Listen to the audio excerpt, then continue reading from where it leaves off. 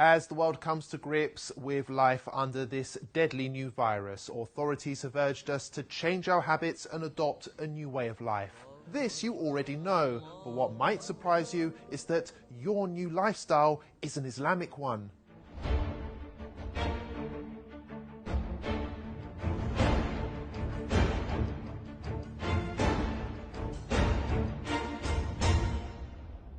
All Muslims believe that the Quran is both a holy text and a guide on how to live a healthy and productive life. Nearly all of Muslims' daily activities, whether that be praying, fasting, or the clothes they wear, have been recommended in the Quran or by the Holy Prophet Muhammad. And for years, many of these practices have been ridiculed by non-Muslims who accuse them of being backwards, weird, or straight up offensive. But now, whether you like it or not, we all have to behave like a Muslim. For starters, pubs, clubs and casinos have all been closed.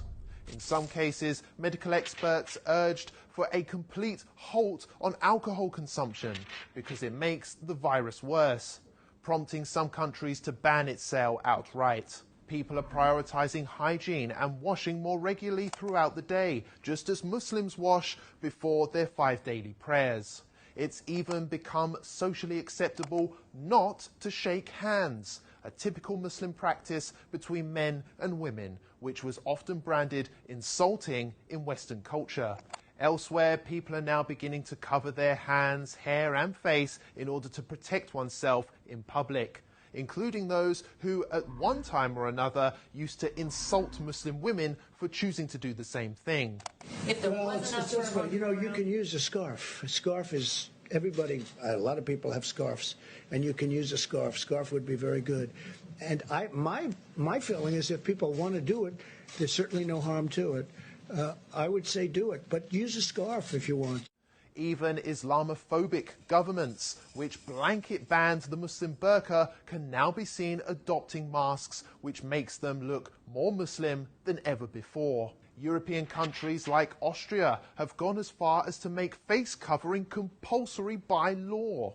And the face veil, covering, has turned out to be so beneficial that London aims to make it compulsory for all in shops and on public transport going forward.